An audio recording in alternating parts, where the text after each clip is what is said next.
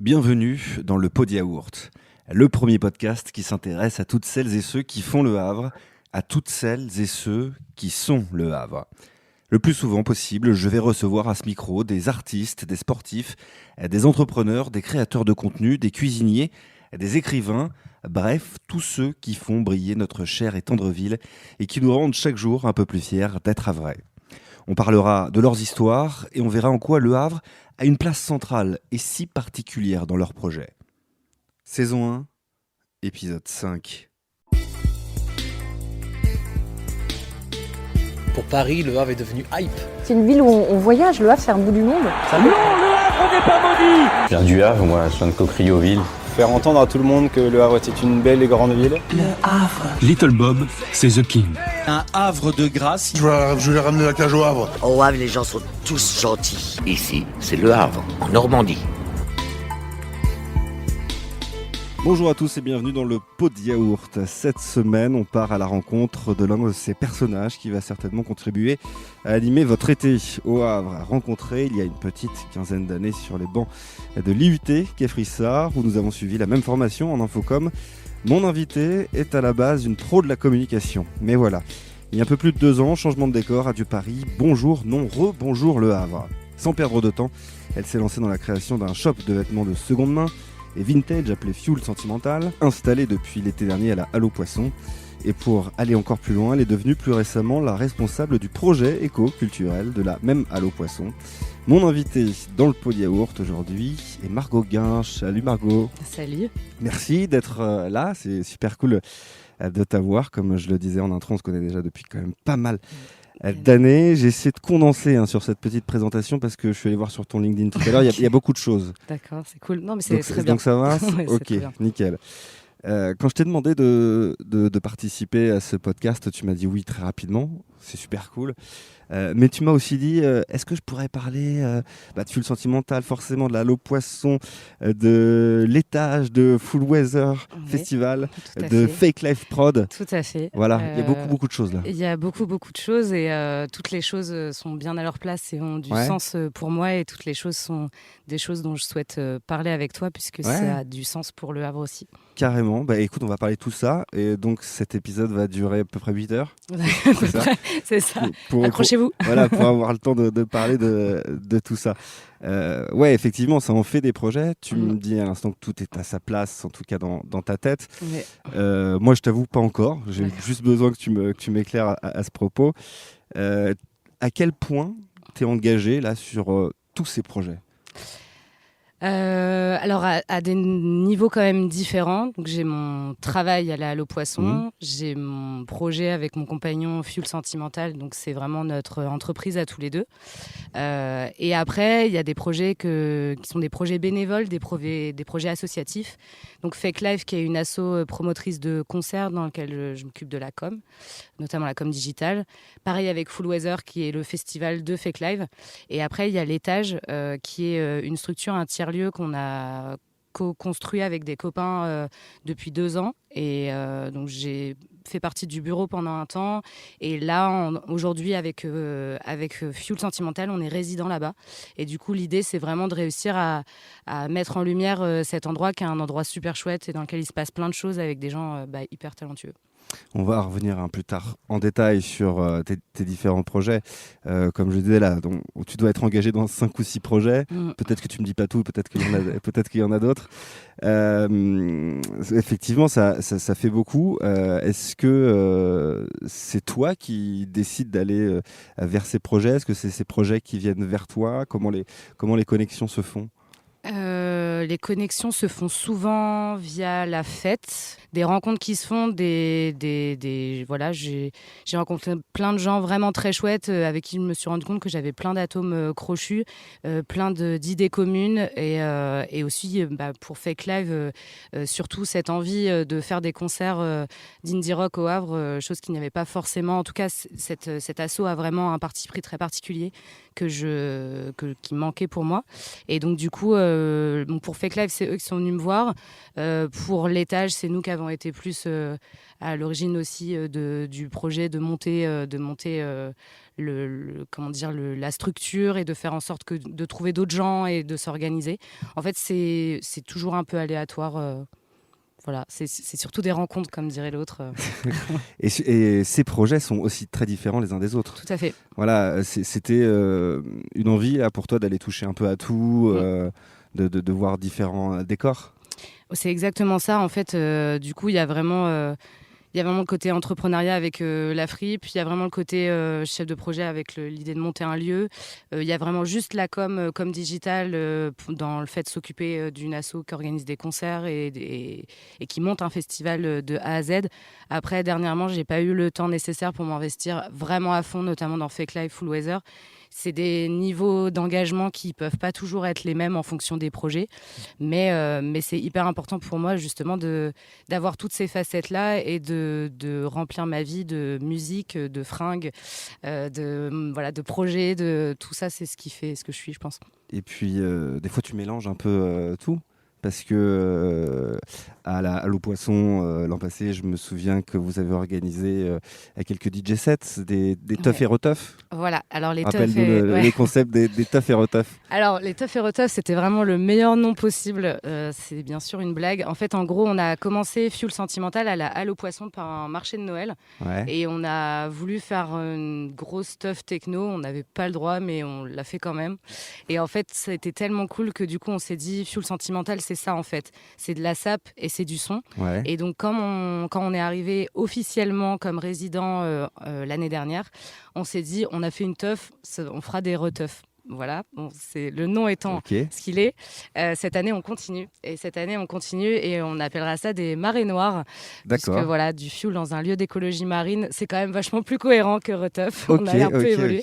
J'avoue que j'aimais beaucoup. Moi, le concept de reteuf me faisait beaucoup rire. Tu disais que vous n'aviez pas eu le droit, que vous l'aviez fait quand même. Y a eu des petites répercussions Aucune. Bon. Aucune. Non, c'est pour ça que je le dis. Hein, voilà, en gros, c'est une invitation à faire des teufs illégales. Non, mais voilà, et puis ça nous a aidé en fait aussi à nous professionnaliser, à monter Fuel Entertainment, qui est le côté association pour la musique. Du coup, on a Fuel Sentimental, les vêtements, et Fuel Entertainment, la musique, et ça nous permet d'apprendre, de grandir et de nous professionnaliser dans ce qu'on fait pour bien faire les choses. Bon, en tout cas, beaucoup de choses, beaucoup de projets. On va, comme je le disais, parler plus précisément de chacun des sujets qui te concernent. Je le disais en intro, tu as fait tes études ici, on se connaît depuis une quinzaine d'années, tu es parti à Paris, dans la com, tu es revenu au Havre à peu près 2 ans. Hein. Ouais, c'est ça, janvier 2021. Voilà, à peu près 2 ans, ici au Havre avec ce projet, donc Fuel Sentimental. Quel a été le déclic pour partir de Paris et celui de revenir au Havre ? Alors moi déjà, j'ai passé 4 ans au Havre entre 2009 et 2013. J'ai jamais voulu partir.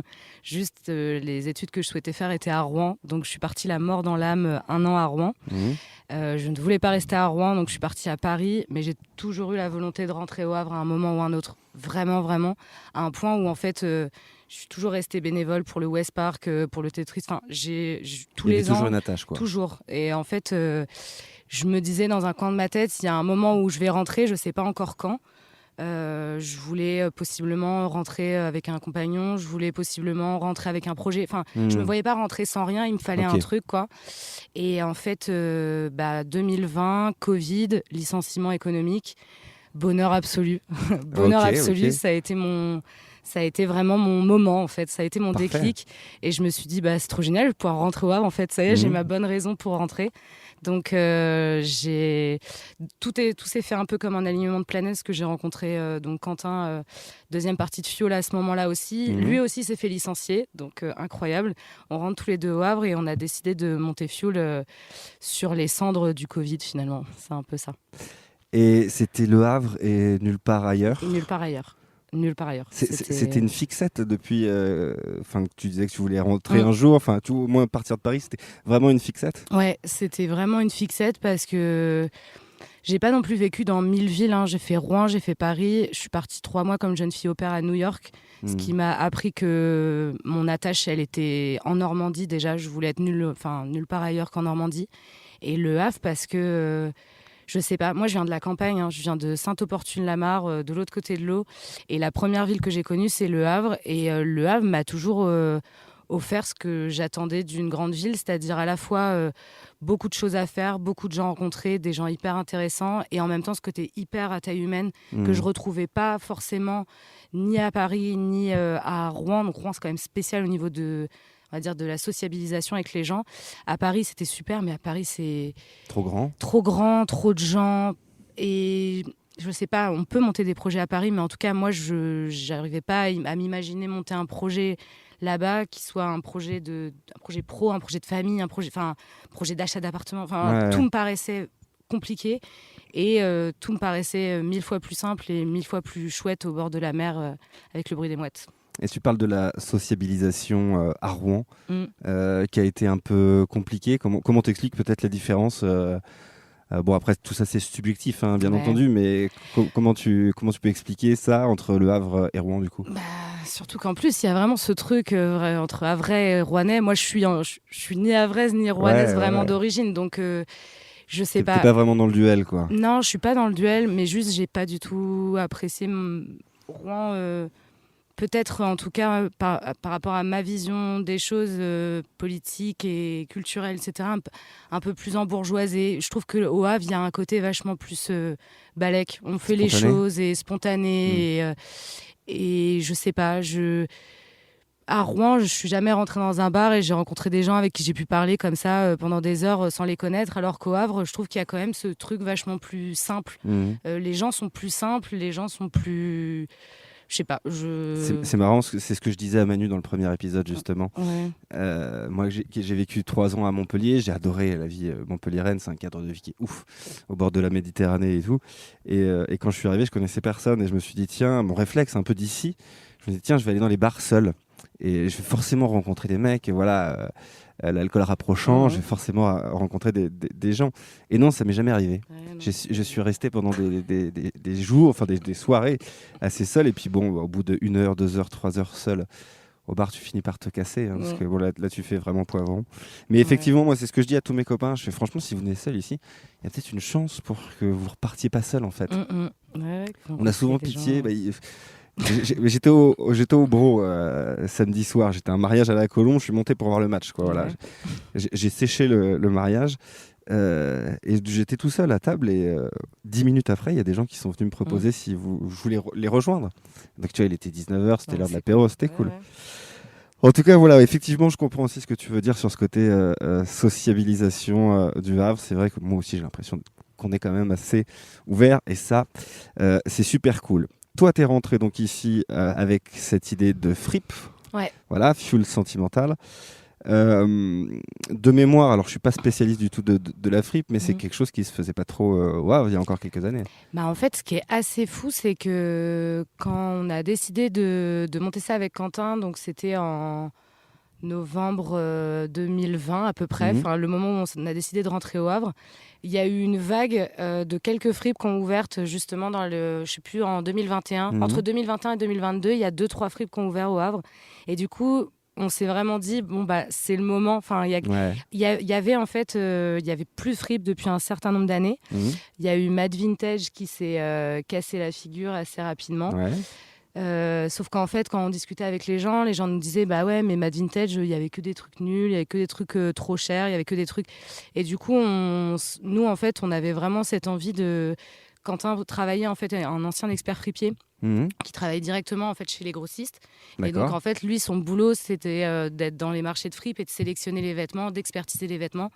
Et donc lui, il avait cette Alors fascination justement à ce niveau, est-ce que tu peux nous expliquer vraiment comment toi et Quentin vous choisissez les fringues que vous allez vendre au magasin, comment ça se passe, chez qui vous allez?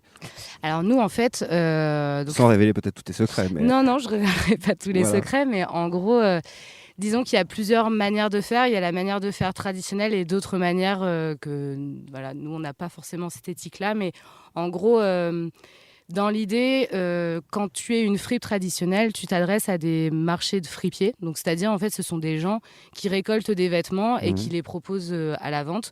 Et donc, nous, avec Quentin, on choisit tous les vêtements un à un. C'est-à-dire qu'on passe des heures et des heures et des heures à regarder ce qu'on appelle des curons. Donc, c'est des sacs avec plein de t-shirts, par exemple. Ok. Et on regarde tous les t-shirts un à un. On regarde s'ils sont tachés, on regarde s'ils ont des trous. On regarde la marque, on regarde si, ils ont une couleur cool. Enfin, bref. On les choisit tous séparément un à un de l'entrepôt. On se rejoint dans la journée, on les re-regarde tous les deux. Et en fait, si le vêtement n'a pas été validé par les deux, on ne le prend pas. C'est Donc un on a travail vraiment d'équipe. travail d'équipe. Et c'est un travail, en fait, nous, concrètement, si on fait Fuel, c'est pour ça. C'est pour ces moments-là. Notre kiff, c'est vraiment de trouver les vêtements, de se dire, ce vêtement-là, il va avoir une autre vie. Il va être vraiment dans une... il va être adapté à une autre personne. Et surtout, quand on trouve des trucs ouf, c'est les moments où on est content, en fait. Plus que les moments où, finalement, on est dans le magasin. C'est très cool aussi d'être dans le magasin et de vendre les vêtements. Ouais. Mais il y a plein Le petit d'étapes. chinage. Exactement. Et en fait, le truc, c'est qu'on connaît vraiment bien nos vêtements parce qu'on a eu ces moments, donc c'est dans l'entrepôt directement, où on a repéré les vêtements. Ensuite, on les ramène à la maison, on les lave, on les répare, on les repasse, on les étiquette, on les met sur les cintres et on les met en magasin. Et là, aujourd'hui, on est à peu près sur notre fichier 2200 vêtements étiquetés depuis le début de Fuel.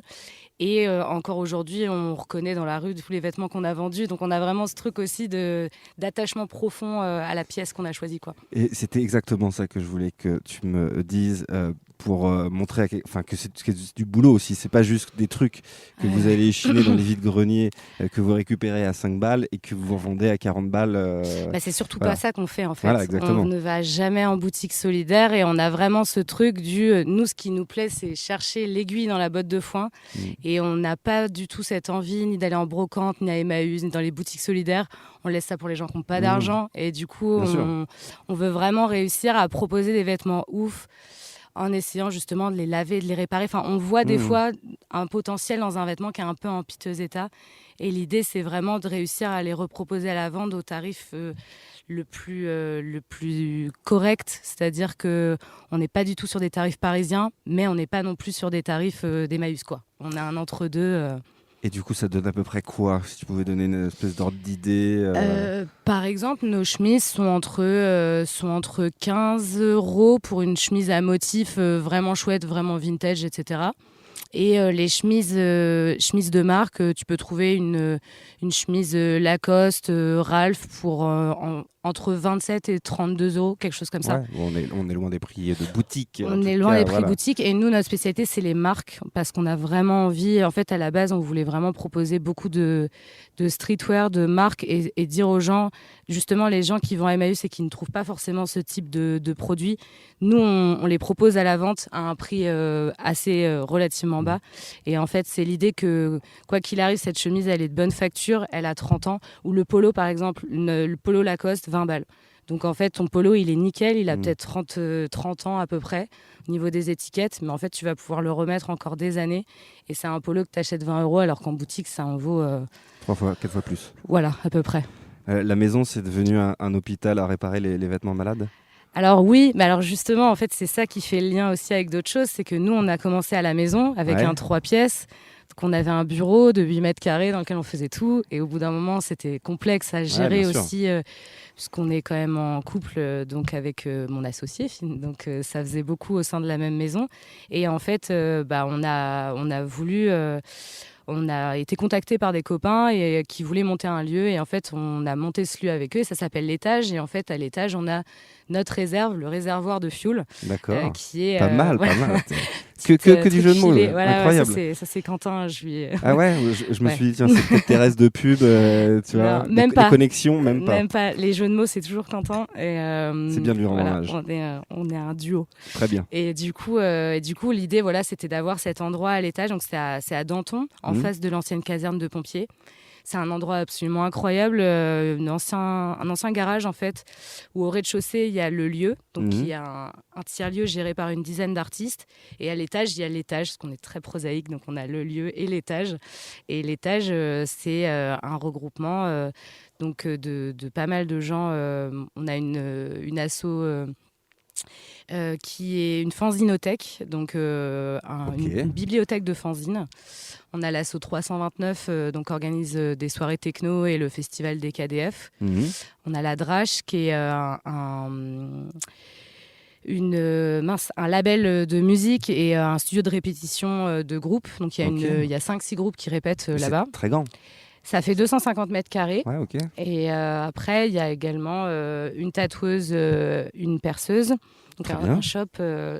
Et au deuxième étage, il y a un studio de graphisme qui s'appelle Offen, deux illustrateurs, Thomas et Sylvain, et un couturier, Pierre, qui monte sa marque bientôt. Chacun a sa petite place. Exactement, chacun a une pièce en fait. Chacun a une pièce, ouais, d'accord. Chacun est résident et a une pièce. Et nous, on avait en fait, le réservoir était le shop pendant l'hiver. Et en gros, on a notre shop d'été à l'Allo Poisson et notre shop d'hiver à l'étage. Voilà. La transition est toute trouvée parce que je voulais te parler forcément de l'Allo Poisson. Donc Fuel Sentimental existe avant l'Allo Poisson. Vous y êtes depuis l'été dernier? Ouais, on est arrivé le 18 juin de l'année dernière. Ouais. Ok, très bien. Comment vous êtes arrivé là en fait? Et bien encore une fois, ce sont des rencontres, des amis qui nous ont un jour dit là, le Poisson va réouvrir, il cherche des résidents. Si vous avez envie, voilà le numéro du mec. Et on a, moi, j'avais ce truc de appel à projet, tout ça. Donc j'avais fait un dossier. Super dossier, un super mail, etc. que j'avais envoyé. C'est bien, t'as bien été éduqué, voilà. Voilà, c'est l'IUT Infocom qui m'a tout appris. Exactement. Faire des beaux dossiers reliés. Exactement. Non, j'avais vraiment fait un beau dossier et du coup que j'ai envoyé par mail et dans la seconde. Martin Liot, donc le directeur d'exploitation de l'Allo Poisson, nous a appelés et nous a dit mais venez, on se rencontre. Et en fait, on habite en face de l'Allo Poisson, donc on a traversé la rue, on a discuté avec lui pendant 15 minutes et il nous a dit je veux travailler avec vous. Trop cool. Voilà, donc c'était véritablement aussi simple que ça. Vraiment, c'était aussi simple que ça et du coup, ce qui était très chouette, c'est qu'il y a vraiment eu une histoire de confiance dès le début et que nous, on a commencé à travailler avec Martin, vraiment avec Fuel, quoi. Et maintenant, du coup, de travailler avec lui directement pour Fuel, la boutique. On a pu travailler aussi avec la Allo Poisson pour les soirées dont tu parlais, donc les reteufs. Il faut garder reteuf. Faut garder reteuf. De ouf. On n'en avait pas honte, mais genre, on se disait quand même, on pourrait trouver un truc un peu plus subtil. En fait, c'est justement parce que tu te dis c'est pas ouf que c'est ouf. Tu vois, c'est dit, ils ont trouvé ça parce qu'ils trouvaient rien d'autre. Mais c'est ça qui est drôle. Quentin a tendance à dire des fois que plus c'est con, plus ça passe. Carrément. Je suis client. Je suis d'accord avec lui. Effectivement, donc vous êtes arrivé là-bas l'été dernier. Là, vous re-signez parce que vous êtes de retour. Oui, on est de retour pour donc la première partie de saison pour commencer, parce que on fera un point à mi-saison. Et il se trouve que cette année, ça change. Il se peut que les exposants changent. En fait, dans l'idée, là, il y a deux saisons de résidents, une d'avril à fin juillet et une de fin juillet à fin octobre. C'était dans l'idée de proposer en fait à plus de gens l'opportunité de s'installer dans ces espaces-là. Donc, il va y avoir un point qui va être fait et soit des résidents vont être gardés, soit s'ils souhaitent rester, s'ils ne souhaitent pas. On va parler de tout ça. Et c'est surtout que là, cette année, Fuel, donc on est arrivé avec un concept un peu différent de l'année dernière qui était dû au changement de nos emplois du temps également, puisque donc Quentin, mon compagnon, est passé responsable bar de l'Allo Poisson. Et moi, étant directement responsable du projet, on n'avait plus de temps en fait pour être en boutique, tout simplement. Ouais.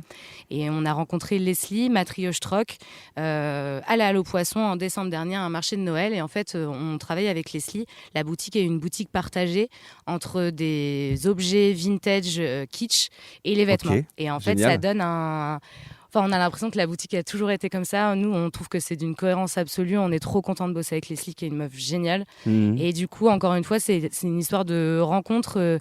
On a adoré en fait les objets qu'elle proposait. On lui a acheté un caniche en porcelaine marron, absolument incroyable. On lui a acheté plein de trucs. J'ai une bouteille en forme de flingue, des perles, des trucs. Et en fait, on a tellement kiffé. On s'est dit, vas-y, on bosse ensemble parce que c'est... Et donc voilà.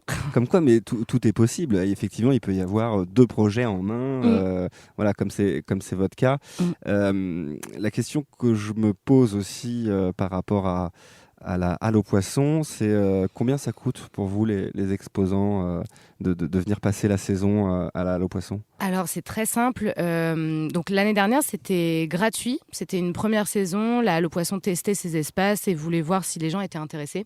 Et là, cette année, il y a une idée aussi de responsabilisation des résidents. Et ce sont en fait des gens qui apprennent à être commerçants aussi, quelque part. D'accord. Donc, du coup, on a décidé de mettre un tarif qui est un tarif vraiment préférentiel de 10 € du mètre carré, donc sans charge. Donc, c'est-à-dire que quelqu'un qui a un espace, par exemple, de 16 mètres carrés paye 160 € par mois. Ce qui reste très convenable. Ce qui reste très convenable, surtout qu'en plus, là, au niveau des horaires d'ouverture, sur les week-ends, on fait des midi 20h. En semaine, pour l'instant, c'est du 18-20, mais ça va passer aussi sur du midi 20h. Et donc, c'est quand même un lieu où il se passe des choses, un lieu où il y a de la programmation, des touristes et on trouvait que c'était un tarif qui était correct pour tout le monde en fait. Et tu disais favoriser aussi celles et ceux qui commencent à être commerçants, qui commencent dans le milieu. On ne verra jamais de grandes enseignes, de grandes chaînes à la Halle aux Poissons. Absolument pas. En fait, les principes de base pour être résident, c'était vraiment le caractère éco-responsable de l'activité. Donc, on a un brocanteur, on a des céramistes, on a des personnes qui font de la broderie, du macramé, qui vendent des vêtements de seconde main, etc. Et il y avait aussi le caractère vivre ensemble. En fait, la Halle aux Poissons, ce n'est pas une galerie commerciale. La Halle aux Poissons, c'est un endroit où il y a des gens qui viennent tester leurs activités et qui viennent proposer des choses qu'on ne trouve pas forcément ailleurs et qui ont la possibilité aussi d'organiser des événements, de faire vivre le lieu. Donc on a par exemple On Club qui a organisé un gros marché en soutien à la Marche des Fiertés le dimanche 16 avril dernier. On aura Fuel qui fera des soirées, donc marée noire si on reste sur ce mot-là. On aura Sébastien qui va faire des sorties de magazines. Enfin voilà, en fait on est vraiment dans un espace où un tiers-lieu en fait, où des gens travaillent ensemble, où il y a une synergie qui est créée par tous et toutes quoi. Est-ce que tu connais un peu l'histoire de ce lieu qui est qui commence à devenir un peu plus connu depuis qu'il a été repris, mais finalement, toi et moi, notre génération, c'est un lieu qu'on a toujours connu fermé. Exactement. Voilà, qu'est-ce que c'était avant et surtout, qu'est-ce qui a fait que un jour, on a décidé d'en faire ce que ça devient aujourd'hui? En fait, ce lieu-là, c'est un lieu qui est un peu du patrimoine historique de la reconstruction du Havre. C'est un lieu qui a été créé en 52, donc directement après la guerre. Ce n'est pas, malgré tout ce que les gens pensent, ce n'est pas un lieu qui a été créé par l'architecte Perret. Il était néanmoins à l'origine d'un concours, en fait. Mais ce lieu, alors je n'ai plus le nom des deux architectes. Parce que ça ressemble un peu à du Perret. Alors oui, ça ressemble à du Perret. Et pour la petite anecdote, en fait, à l'origine, les deux architectes qui ont gagné le concours voulaient faire un bâtiment rond. D'accord. Ils ont gagné le concours, mais Perret, qui était en fait au jury, leur a dit « Vous êtes au Havre, il me faut des angles ». Et du coup, ils ont créé ce pentagone qui est en fait un pied de nez à Vauban. Donc en fait, finalement, ils ont réadapté leur bâtiment avec des angles. Donc un rond avec des angles, ça donne un pentagone. Et resté en fait de cette chose circulaire, en fait, la rotonde centrale qui vraiment apporte le puits de lumière et qui est un des restes des plans d'origine de ces architectes. Et donc en fait, ce bâtiment, c'était une ancienne criée de poissons. Donc on a eu des marailleurs dedans jusqu'à les années 60 à peu près. Et dans les années 60, alors on ne sait pas exactement ce qui s'est passé. Apparemment, c'est le pont, l'autopont en fait, qui s'est construit, qui empêchait certains bateaux de passer. Enfin, en tout cas, c'était plus aussi pratique qu'avant. Et donc, les pêcheurs l'ont quelque peu boudé pour La criée. ouais, et en fait ils se sont décalés pour créer la nouvelle criée, enfin la criée Ils sont pas partis actuelle, loin, quoi. ils sont partis à 100 mètres. Ils Quoi. sont partis à quelques mètres pour avoir cette nouvelle criée. Et en fait, c'est un lieu, du coup, qui est resté fermé pendant des années, à peu près 60 ans. Hein. Et c'est un lieu dans lequel les pêcheurs mettaient leurs bateaux ou dans lequel il se passait des choses un peu plus confidentielles. Enfin, c'était plus un lieu, en fait, ouvert au public. Et en 2017 à peu près, je crois, il y a eu un projet de la ville du Havre, parce que finalement c'est un bâtiment qui appartient à la ville du Havre. En 2017, il y a eu un projet qui s'appelle Réinventer le Havre, qui était en fait un projet de la ville du Havre pour réouvrir certains bâtiments qui n'étaient pas utilisés dans le Havre. Et il y a eu un appel à projet qui a été gagné par Encore Heureux, Belleville Foncière et une autre structure. Signioko. Alors Signioko est arrivé en Après 2022. Ouais, en fait, il y a eu une première saison en 2021 avec une personne qui s'appelle Marion Dutoit qui était vraiment chef de projet. Et en 2022, Signioko est arrivé. Donc l'année dernière, Signioko est arrivé sur le projet. Donc Signioko qui est une agence créatrice de tiers-lieux culturels. Ouais. Et du coup, moi, finalement, j'ai connu le projet qu'avec Signioko en étant résidente l'année dernière. Et cette année, on y travaille encore. Alors, les boîtes que tu cites, Belleville, Encore Heureux, Signioko, c'est des boîtes qui ont pratiquement plus rien à prouver dans leur domaine. Ah, c'est clair, ouais. Voilà, c'est des boîtes de renom. Hein. Belleville qui participe à la revitalisation des territoires. Encore Heureux, c'est un collectif d'architectes. Exactement. Et Signioko, t'en as parlé, qui crée des tiers-lieux. C'est hyper valorisant que ces boîtes-là s'intéressent à notre Modeste Allo Poisson. Bah, Modeste, c'est un lieu quand même assez sculptural et ouais, fou, bien sûr. Quoi.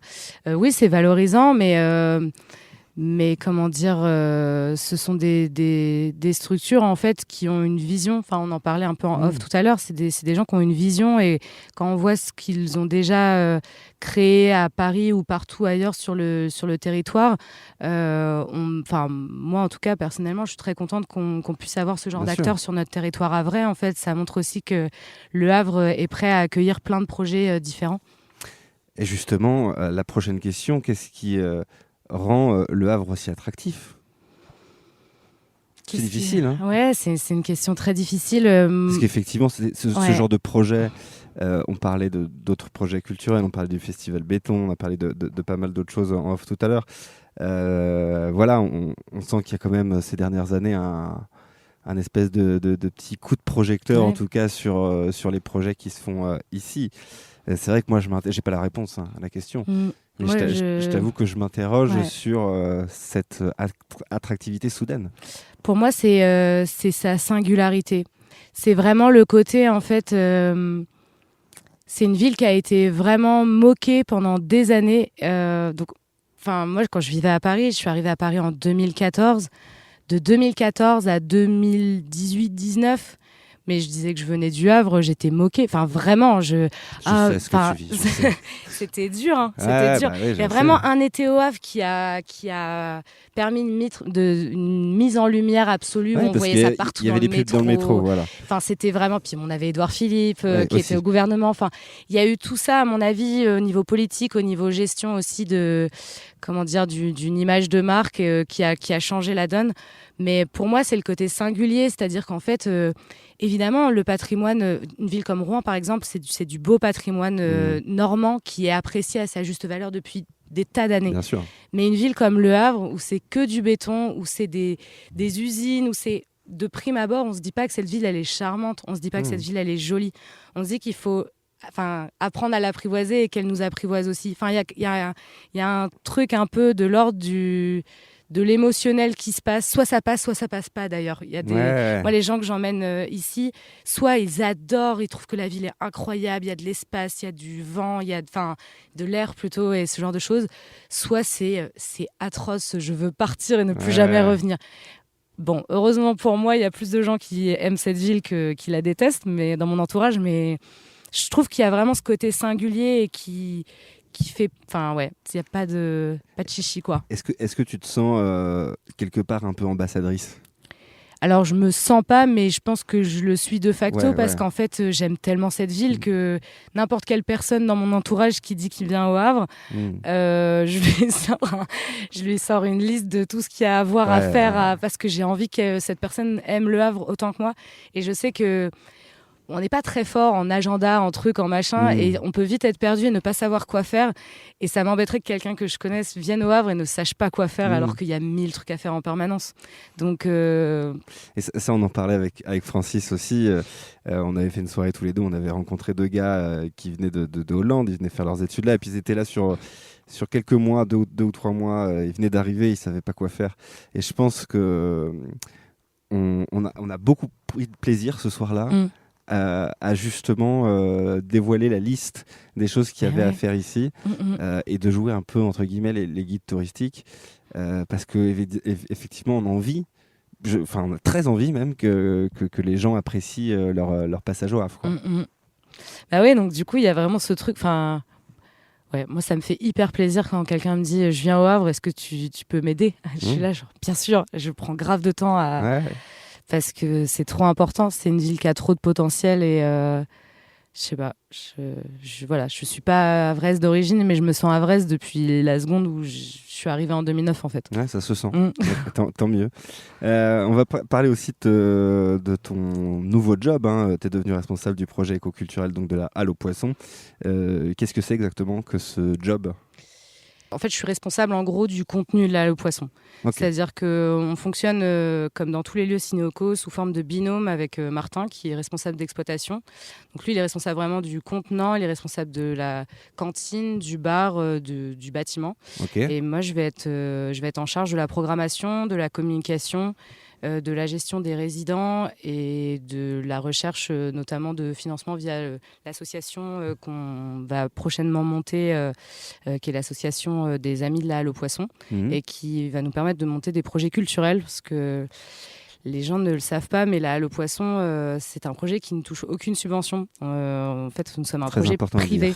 Voilà, okay. Très très important de le dire parce qu'en fait, le bâtiment est géré par la mairie, mais on a gagné les différentes entités ont gagné un appel à projet qui leur permet en fait de payer un loyer à la ville et donc mais pas de toucher des subventions. C'est un projet privé. Quelle va être la touche Margot Guinche sur le projet éco-culturel ?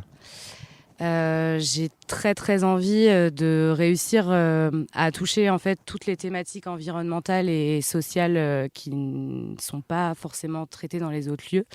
On accompagne là depuis le début de la saison, depuis 3 semaines notamment, des associations de la Poudrière, association de la Marge et Fierté, mais également moi mon envie absolue c'est de travailler avec toutes les structures en fait sur le territoire et de faire en sorte de créer des ponts avec le festival du Grain des Moudres, avec le studio qui est un petit cinéma d'art et d'essai, en fait de faire en sorte que les gens puissent à la fois découvrir ou redécouvrir des structures au sein de la Halle aux Poissons et que la Halle aux Poissons en fait puisse créer des ponts avec tout un tas de choses. Mon envie c'est de travailler avec le Muséum d'Histoire Naturelle, de travailler avec le phare, de travailler en fait que ce lieu qui est la Halle aux Poissons qui est vraiment situé en centre-ville, qui est à la croisée de plein phare, de choses. Exactement. Sur tous les projets qu'il y a ici et là. Ouais, c'est exactement ça. Moi, plus je travaillerai avec des projets locaux et puis je réussirai à rencontrer des gens et à créer des connexions et à faire en sorte que ça fonctionne bien pour tout le monde, plus j'en serai heureuse. Et j'imagine que c'est une nouvelle qui est plutôt bien accueillie par les gens à qui tu fais appel. Venir travailler avec la Halle aux Poissons, c'est quand même valorisant ces derniers temps. C'est plutôt cool, effectivement. Puis c'est un cadre en fait qui est assez chouette. Ouais. On a la Halle aux Poissons, en fait, c'est vraiment comment dire, 4 piliers. On a notre kino en fait qui nous permet de diffuser des films sur l'écologie marine en grande majorité, mais aussi sur l'environnement et sur des questions sociales. Donc ça c'est vraiment important d'avoir cet espace de diffusion là. On a également un espace d'exposition. Donc en ce moment on a une exposition hommage à Monet. On a les résidents qui sont de facto en fait des gens qui programment également des ateliers qui font en sorte d'avoir avoir des journées particulières et qui font que venir faire du shopping à la Halle Poisson, ça peut être chouette aussi parce qu'on peut aussi voir des choses qu'on ne voit pas ailleurs. Bien sûr, ouais. On a le café cantine qui propose des choses aussi très, très différentes et qui fait en sorte de mettre à l'honneur l'alimentation et le responsable et le bien boire. Et après, on peut aussi mettre en avant les événements tels que les marchés qu'on a tout en début de mois. Enfin voilà, il y a plein de choses, qui font que le Poisson, c'est chouette de travailler avec nous puisqu'on a envie de bien faire sur le territoire. Donc voilà. Qu'est-ce que tu as déjà programmé? Quels vont être les rendez-vous importants là, dans les semaines à venir à la Halle aux Poissons? Alors dans les semaines à venir, on va avoir pas mal de choses, notamment un gros marché de fripiers, une brocante japonaise. Okay. On va avoir une semaine sous le signe de Wings of the Ocean, donc qui fait une grosse escale dans le port du Havre, en fait. Wings of the Ocean, qui est une association qui sensibilise notamment au plastique dans les océans et qui viendra passer un week-end à la Halle aux Poissons, puisque la Halle aux Poissons, c'est vraiment un endroit qui est fait pour ce genre de structure. On aura également un marché de la céramique. On va essayer d'organiser aussi des puces couturières, donc vraiment des choses en fait sur le réemploi, l'éco-responsabilité, essayer de mettre en avant tout ça. Mais c'est un juste milieu entre toutes ces initiatives-là et aussi de la fête, puisque j'aime beaucoup la fête.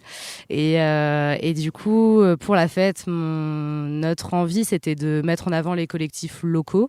Donc, réussir à travailler avec 329, avec Helios, avec Fuel Sentimental. Enfin, voilà, d'essayer de vraiment mettre en avant les talents qu'on peut avoir au niveau local, de faire en sorte d'avoir des DJ sets, la grosse nouveauté, et c'est vraiment ouf, autant pour moi sur le plan de la programmation. Je sais pas ce que tu vas me dire, mais tu as l'air d'être très fier de ce que tu vas me dire. Cool. Ouais, c'est pas que moi, mais en fait on a refait tout l'acoustique du lieu pendant l'hiver. Ok, très bien. Un flocage de 7 cm Effectivement, ça résonnait un peu. C'était très complexe, c'était une halle concrètement, avec tout ce que ça implique au niveau acoustique. Et là cette année, en fait, ce flocage nous a permis d'améliorer de 70-80% l'acoustique du lieu. C'est assez fou. On a gagné en confort déjà de vie. Une petite cuillère qui tombe sur une assiette, ça résonne plus comme ça le faisait avant.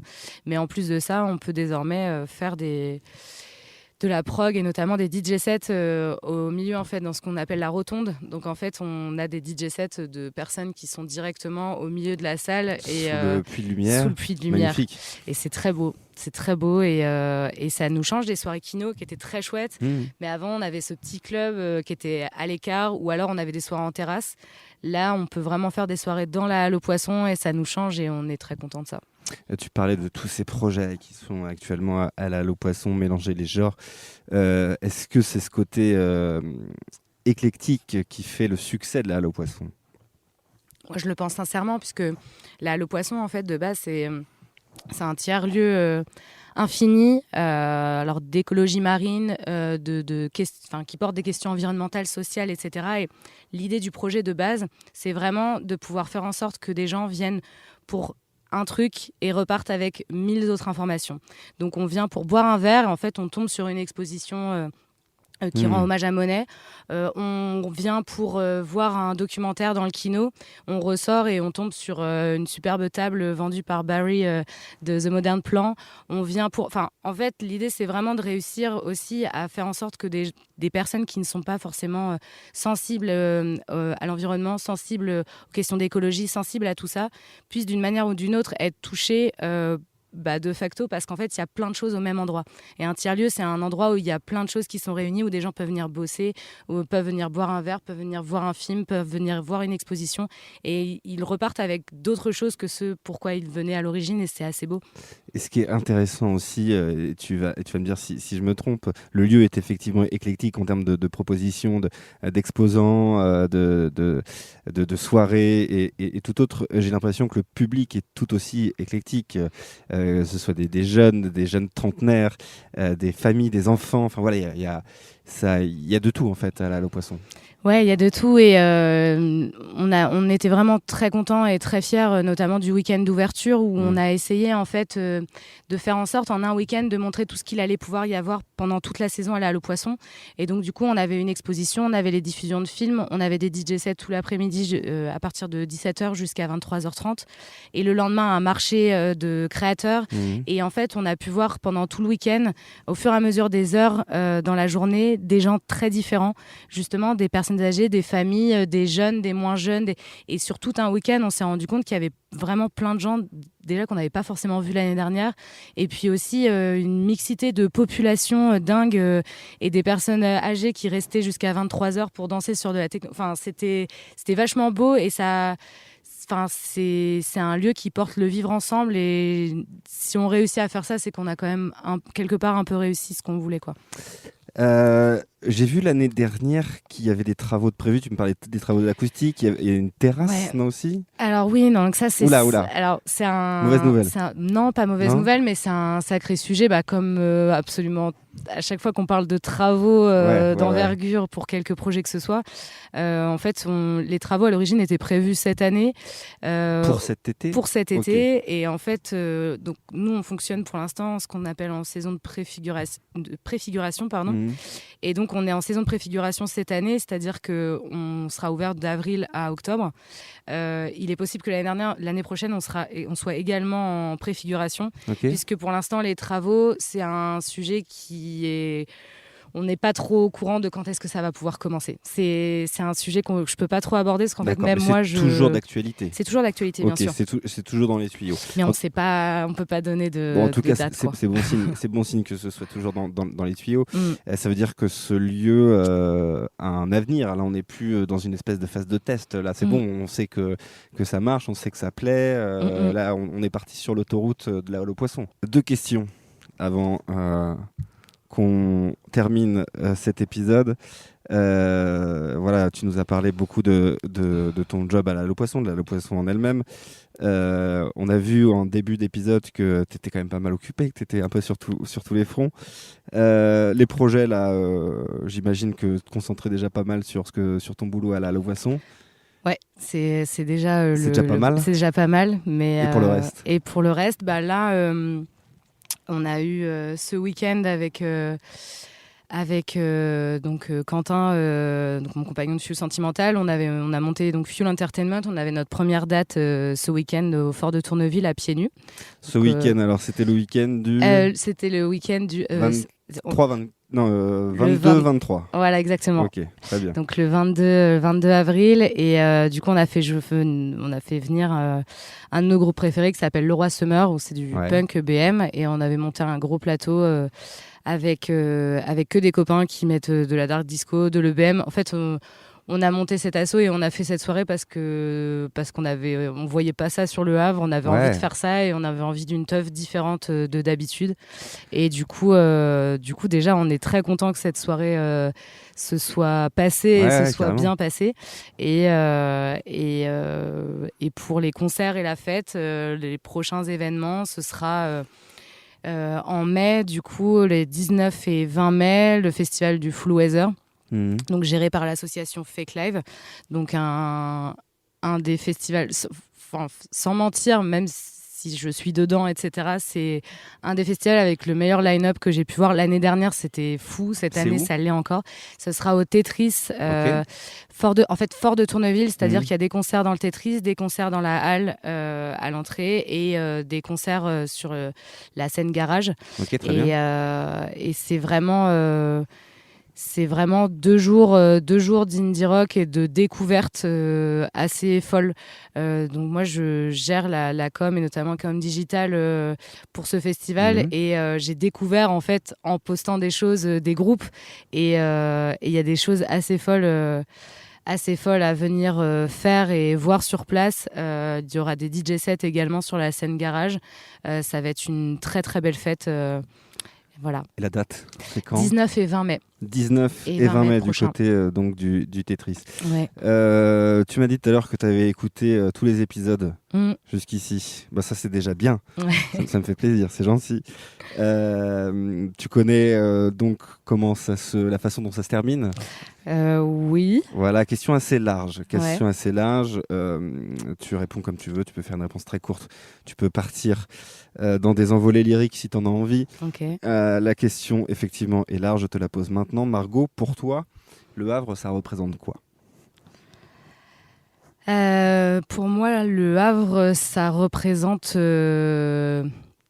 En fait, c'est assez étrange, mais je dirais un avenir. En fait, ça représente plein de projets à venir, à faire. Ça représente... je sais pas comment dire. En fait, il y a 1000 choses trop chouettes qui se passent en ce moment et ça donne encore plus envie de faire d'autres choses et de développer encore plus de projets qui soient musicaux, éducatifs, de lieux, de plein de choses. Ça représente un beau chantier et voilà. C'est un potentiel. C'est un potentiel, mais c'est un vrai beau potentiel avec des vraies belles bases déjà faites en fait. C'est pas il y a tout à faire, c'est pas du tout ça ce que je veux dire. C'est juste non, il y a pas tout à faire. Il y a encore plein de belles choses à faire. Eh ben écoute Margot, merci beaucoup. Merci beaucoup d'avoir été là. On peut te retrouver tout l'été forcément à la Lopoisson. Tout à fait. Chez Fuel Sentimental. Également. Tu parlais du festival. Rappelle-moi le nom du festival. Le Full Weather. Le Full Weather en mai. En mai, 19 et 20 mai, tout à fait. Voilà. Et puis, t'as tellement de choses que je sais même plus. Et donc géré par Fake Live. Donc si vous voulez suivre des concerts chouettes, suivez Fake Live. Et l'étage, l'étage à Danton. Passez de nous faire un coucou à l'occasion. Eh ben écoute, merci beaucoup Margot d'avoir été dans le Pod Yaourt et puis on se retrouve très bientôt pour un nouvel épisode. À bientôt, ciao. Salut.